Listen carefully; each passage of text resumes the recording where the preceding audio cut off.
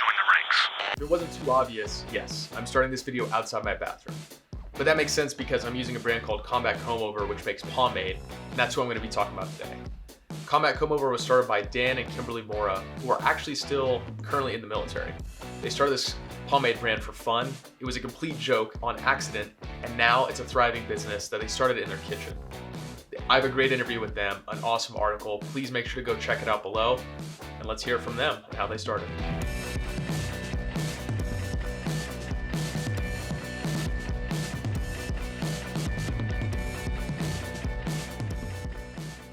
All right, my name is Daniel Mora. It's my wife. My name is Kimberly. Yeah, her name is Kimberly. So we both started Combover almost a year ago now. So August last year we started the company, and it started out mostly as a complete joke. So our son, we call him Chubbies. He was born with a giant head of hair, just like this wicked hair, and you couldn't do anything with it. Like we tried comb it to the side with some water, give him like a cute little baby comb over, wouldn't work. It just stick right back up. Like a pineapple. Yeah, he did. It looked like a little baby monkey. It was disgusting. So, I always thought, I was pursuing a different business venture at the time, and one of the things I wanted to do was have a bunch of military themed items for babies and children, like father-son kind of things, So I thought it'd be a good idea to have a baby scented pomade, like some type of baby powder, lavender scent to it, something really easy that you can use on children. So I went to my barber shop and I told him about the idea, and he told me that he made his own pomade. So I was like, well, if this guy could do it, then I definitely can do it. You know what I mean? I'm a little smarter than he is. So I started doing a bunch of research, and I told him that I was going to do my own too. And he's like, what are you going to make it smell like? Hood rats? Or, you know what I mean? Just joking around. I was like, no, bro, I'm going to make it smell like cocaine and hookers. Right? So it's a complete joke. And I was like, you know what? Maybe I should look into it. Maybe I should do this. This would be pretty funny. So, months of research later, trial and error, I went through a couple dozen different attempts at making one. With each attempt, I spent several hours of research trying to figure out how to change the formula. So we developed the formula here in my kitchen, like ourselves, just working on things. And it was miserable. It was awful, dude. It was such a headache. I couldn't figure it out in the beginning because I couldn't get one of the ingredients that comes in pellets. I couldn't get it to melt. Right? So I was like, what fucking temperature does this shit have to be at so it can finally melt? Because you have to pour it as a liquid. So you throw water in this thing in a double boiler, right? Then you pour this mixture of oils in there. And then you have these pellets or powders that give it the thickness and more texture and things like that. So I couldn't get that stuff to melt down. So I got to figure out what temperature. Turns out there's a right temperature to do it. But if you get it too hot, then it burns in. It's all messed up. So there's this little Goldilocks area where it needs to be. And anything outside of that's going to affect the texture in the whole. So I couldn't figure out, we'd be laying in bed and I literally lost sleep over this for several months, man. You could not focus on anything. We would be laying in bed, either having and out of nowhere to be I think I know what I did wrong. I'm like, this is not the time for this. Yeah, we're over here working on baby number 2, and in the middle of working on baby number 2, I'm like, you know what? I think I fucking solved it. If I add 15 milliliters more of this. We'll just bring it up to 80 degrees Celsius. This could work. Yeah, so it was a rough process. And then, you know what? But a lot of people, I didn't understand a lot of business things in the beginning. So it was when you see a finished product, nobody really thinks of it. There's so many different things that go into this finished product. So first, you have the label, right? The label design. So you have to design the label. Then, once the label's designed, you have to print the label, right? And then you have to think of ways to apply the label. So, say again? You see that? Yep. Okay. So then you have to apply this. Are you going to apply it manually or are you going to apply it by hand? Then you look at the label, and I didn't know this, but there's a book about this thick on different materials that people use for labels. And I was like, what the fuck? I just need a label. I just want a label, that's it. And then you got to go with sizes and different things, and then now you got to buy the jars, right? So the jars are wholesale, full, small, it all affects the price, and all the ingredients that I get from 5 different companies. So we deal with a lot of different companies to get our products. So we get our fragrance oil from one company, we get our powders from another company, we get some of the oils from a different company, the jars come from one company, and then it was a pain in the ass to find somebody that would actually print our labels. Because, so I have a recruit of mine, she's a lieutenant now, she's off a huge success story about her, go Jessica. Her family owns a printing company. They do a bunch of marketing products and stuff for businesses and whatnot. And so they're like, hey, my mom said they would hook you guys up with good price. I was like, fantastic. So I emailed them what I needed, and then they never emailed me back. Like, I talked to them on the phone, like, yeah, we'll do it. And I was like, all right, like, so here's what the product is. And they're like, that sounds great, we'll do it. Well, the dad told me that they would do it, but the mom turned out she's like very Christian-minded. And so printing something that read cocaine and hookers was not okay with her. So weeks later, like 2 weeks ago, I'm like, dude, where are my labels? So I emailed them. I'm like, hey, this should have been done like 4 days ago. Like, what's up? I get an automatic reply, oh, we're on vacation, be back in a week. And I was like, are you kidding me? Like, you left my job in the queue and you didn't even tell me? Like, that's messed up, dude. I emailed them after they come back from vacation because they have a return date and ghosted me, dude. Completely ghosted me. So I talked to my recruits later because I listed both their children. And yeah, they told me, like, yeah, my mom didn't like the content. So I was like, she could have at least emailed me and said they weren't going to do it. I just wasted 3 weeks of my life now, waiting for something. So we were at Brad Paisley concert. I used to like country music until I met Brad Paisley's dad and his staff. They're all assholes. But anyways, that's a completely different time. Terrible time. It was awful. But the guy that did all their print stuff, he was a veteran, right? Prior service army guy. He's like, dude, I'll print anything. I don't give a shit. So I was like, all right, cool. I emailed him all my stuff. Again, I got ghosted by another company. So finding a company to just print the labels that I paid a shit ton of money to have designed was a pain in the butt, dude. Good. Like, we struggled with that. So now I found some, because we buy it in bulk now. So we buy them on roll by the thousands. Before we had them cut paper labels and stuff, so you can order lower quantities. A lot of companies didn't want to deal with us because we're brand new and our quantities weren't that big. We weren't a big account in the beginning. But now we do. We buy, spend a lot of money on labels. So the whole process has been a struggle. In the beginning, we had these really small, ugly-looking blue jars. It is really cute. It was looking at that, I was like, oh God. You gotta start somewhere, You start somewhere, figure it out, then adapt, change, review it, make changes as you go. So this is like the third rendition of the product. So our first one was these small blue jars that looked like shit. And then we got these jars with a different style label, that we ordered in low quantities now. Our first labels were just little, like we used his old office printer and then bought labels from Office Depot or something. Yeah. And printed them out onto there and then snipped the little labels to fit onto the jar. Yeah, it was a pain in the ass. Every step of the process has been a huge pain in the ass. And even coming up with the formula, I was on attempt number 17. My 17th failed. And I was like, fuck this. I'm done. I'm going to hire a chemist to make me a formula. Or I'm just going to give up on this venture and go pursue something else. But then I was like, no, fuck it. I'm going to make it happen. It has to happen. I'm not going to be like, oh, my barber, who's a dipshit, was able to do this and I wasn't. You know what I mean? I'm smarter than that guy. I should be able to do this. I'm a humble genius. You know what I mean? So I was like, this has to happen. I can't fail this. I can't. So attempt number 23 was the one. 23, I was testing this product on all these privates that I recruit. I was like, hey, you put this shit in your hair. Or I had a roommate, he's an E4. I was like, come here, guy, put this stuff in your hair. And I had a formula where I put beeswax in it too. And he was like, come get through his hair.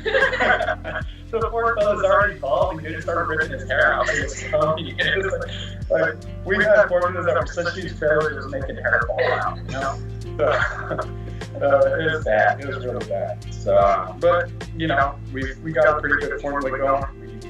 We just redesigned the product a little, got our stuff down. So, the idea has evolved, but it started out as a complete joke, and then sometimes jokes are funny, and I'm like, let's do it.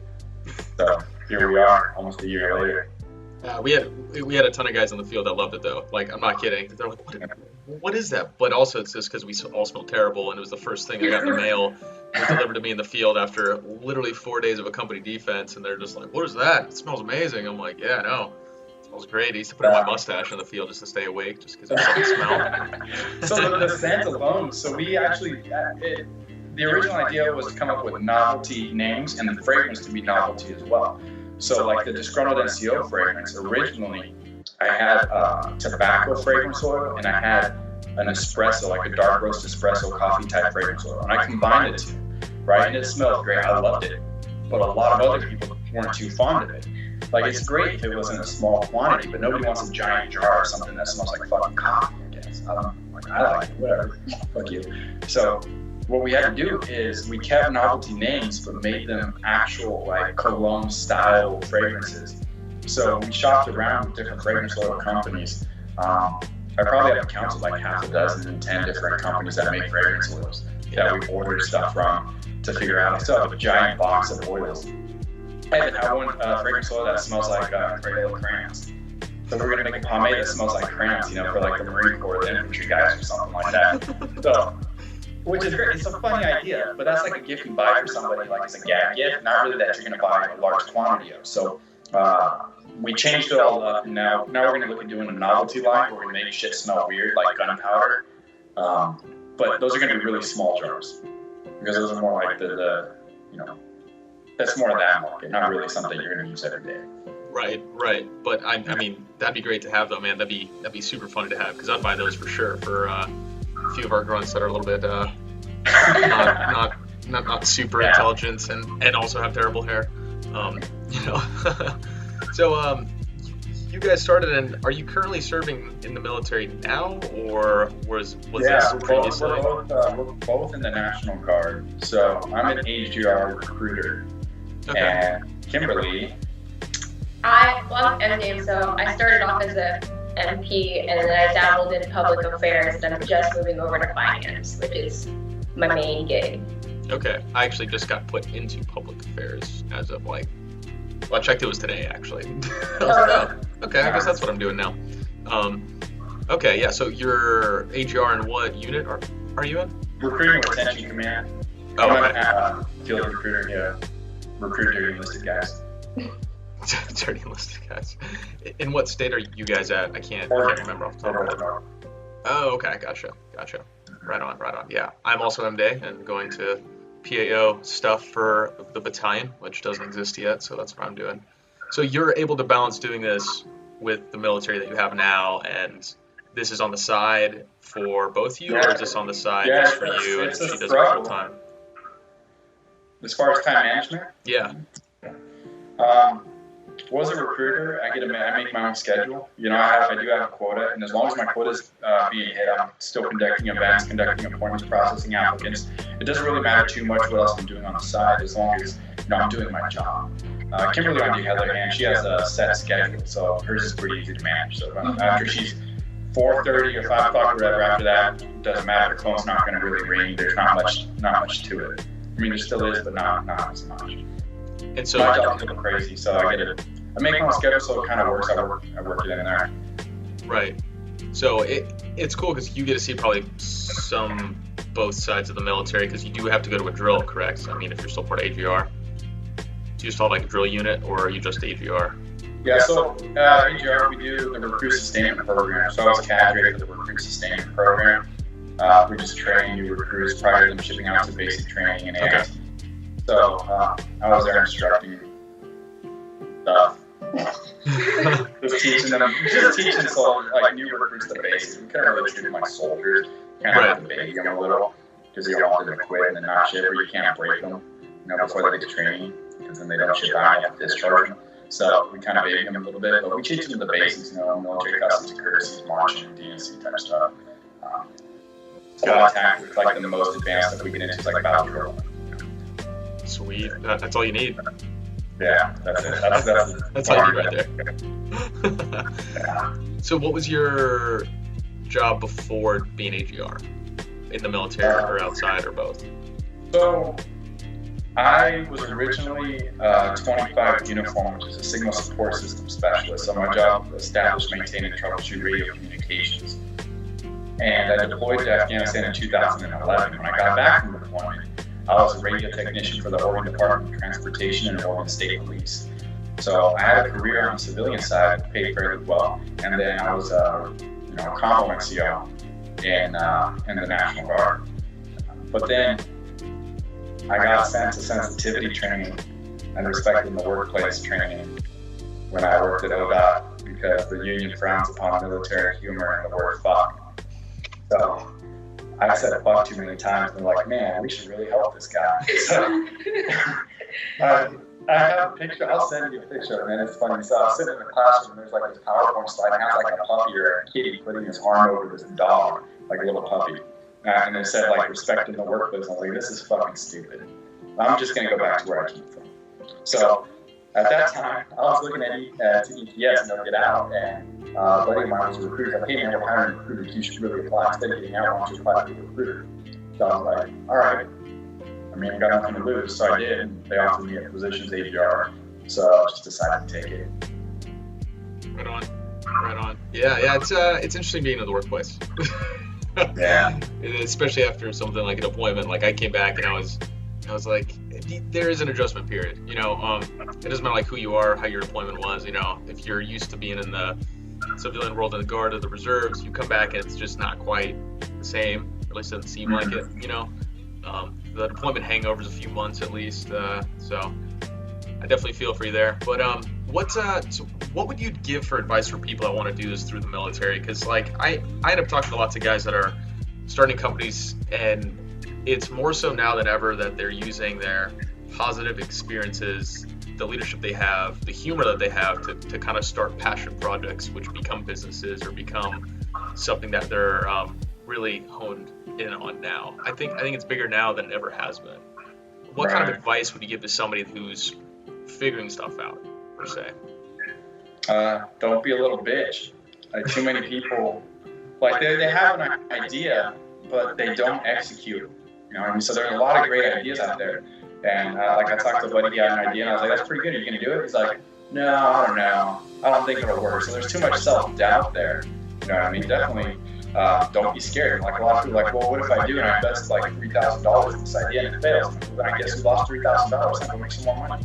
Like too many people are scared to lose some money. Too many people are scared to, from what I've seen, they're too scared to embark on a business venture because what if they fail? Or like, what if the business doesn't take off or doesn't sell as much? So they're just too scared to try something different. That's my biggest thing. Don't be scared. Don't be a little bitch about it. Just do it. And if you lose $3,000, $5,000, you can always make $5,000 later. At least, hopefully, you learn something in that process. Like I when I got back from Afghanistan, I had a car dealership license, and I lost some money, man. I lost quite a bit of money trying to start my own little car dealership here, like used car stuff. And but at least I learned, right? So there are like some valuable lessons that I learned about the order in which you should do business and where you should spend your money first as far as product development, security, things like that, before you start picking out fucking pencils and your different folders and desk stuff. Like that stuff doesn't matter. So I think people overthink it too much. Don't overthink it. Definitely just do it. Like, if you lose money, fuck it. Make it back. So, and with that, I know comes like testing lots of products and testing ideas, because I feel like a lot of guys might have an idea and it might not really be what they're going to get into, but it's a starting point if they start pursuing something. It's a Absolutely. first, Absolutely. That's how this thing came about. We were designing tactical style diaper bags, like military looking diaper bags. Like I actually had a design that I sent to China, and we have a sample bag. Like we were using it for a while, and then it started falling apart. I was like, this is dumb. Because it's just some cheap Chinese company that may try to get a sample out quick. So because I started that, it opened my mind to start thinking more about like what else could we do to add to this line. And then military themed pomade for children. That was the idea. We still don't have a baby scented pomade. Right, so that's how, but it has to start somewhere. So as long as you start taking a step forward, like you don't know what crossroads might lie ahead, but you have to fucking move. That's the thing. Words of wisdom. You're inspiring me, man. You're inspiring me a little bit. I don't know. Yeah, I don't know. We talk a lot of shit. And that's another thing about this business too, man. It's like one thing I like about Combat Combover is that our brand is just straight up not giving a fuck. You know what I mean? Because there's too many companies that go out there, try to make a bold statement, and then some pussy somewhere is offended by it. And so like, oh, we are so sorry. We did not mean to hurt our audience. And we're like our return policy, dude. Like, we don't do returns. Not that we can't do returns. If somebody were to legitimately come to us and be like, yo, dude, this fucked my scalp. Like, all right, we'll make something. We'll make it right. We're not going to leave our people hanging. But for the most part, our policy is like, fuck you. Like, this is what it is. If you want it, buy it. If you're second guessing that you may not want it, don't fucking buy it. Sorry, like, that's just the way it is. Just don't do it. Like, I'm not going to beg you for 20 fucking bucks, bro. Take your money, shove it up your ass. Yeah, but that's how you get the strongest clients. That's how you get the... Right, you gotta weed them out, because if not, you're gonna get a bunch of fucking freeloaders that want to use half a jar and send it back. You'll be like, yo, this stuff sucks. And then they're gonna order it under a different email address so you can't track their asses. And you know what I mean? Oh, yeah. I know people that do that with $4,000 mattresses. You know, so they order the purple mattress and they're like, oh, this one sucks, and donating it to charity, and then they keep it and get their money back. So there's people that do stuff like that all the time. And I don't want to deal with low quality people like that. So weed yourself out. If it offends you, fuck you. Like, don't use it. There are other brands out there. Go buy American Crew. Look like a douche. I don't care. Not my problem. Shout out to American Crew. So what's your plan for the company going forward? How do you guys stay involved with the community? I mean, you're both in, so you're heavily involved still. Some people aren't, though. Like, they get out of the military and they'll try to stay involved, and some of them aren't as good at it. So what kind of stuff do you guys do with them? I mean, is there any sort of event type deal you could do in the future, or anything along those lines? We went to the Burgess. We're involved with the Burgess community and helping and networking there with veterans and whatnot. We've done, I'm not even keeping track of the amount of giveaways we do for other companies, like Yellow Ribbon type programs, spouse support type programs where they do like raffles and whatnot. We've donated dozens of jars for programs like that, just helping out. What do we do? Recently, we're getting involved with the Silkies hike now. The Irreverent Warriors, they approached us about sponsoring the hikes here in the local area, so we're going to get involved there. The biggest thing that I'm trying to do myself is get involved with the Workforce Oregon. So when people get off of active duty, they come back into their hometown, which is like the Salem area, and they have a job interview. We're going to pay for their haircuts and make them look sharp for a job interview. So there you go. I talked to the guy that works there on the veterans side. Also, there's a veterans section within the employment office that helps veterans out, build their resume, translate all their skills in civilian terms. So someone's like, oh no, I was a 68 whiskey. Your civilian employees go, what the fuck is that? You know. So they help veterans like that, translate everything into simple civilian terms, which I didn't think people needed help doing, but I get that turns out they do. So a lot of people come off of active duty and they're broke, which is weird, but they are. And so the program wanted to pay for haircuts for people. Like, how do we justify it? Because you know how the government spending goes. Like, how do we write a check to Great Village for $14? So I approached them and I told them, I was like, we'll pay for every veteran's haircut for every job interview. So just help them look sharp, It's the small things like that do matter, because some guys come back and like, yeah, it is kind of impressive how much guidance they need. But then you think about it and you're like, wow, you've been like watched by an NCO 24/7 all the time. And then you come out and you're just like, oh, I can just do whatever. You end up don't doing jack shit for a while and you don't know where to start. And it's like, it's sad because some people it's their choice, sure. And then some of them it's just like, man, like you might not have had good leadership that even showed you in the right direction. You know what I mean? And like, the civilian world is not going to help you out by itself, not very often. Yeah. But it takes being really proactive. But do you guys have anything else, or do you guys want to promote kind of what you have, or like throw out some links for social or anything else? Do you have any words? Together to say? She can talk. She's not always quiet, and I don't beat her. That's not why she's not talking. She's a free woman. She can talk.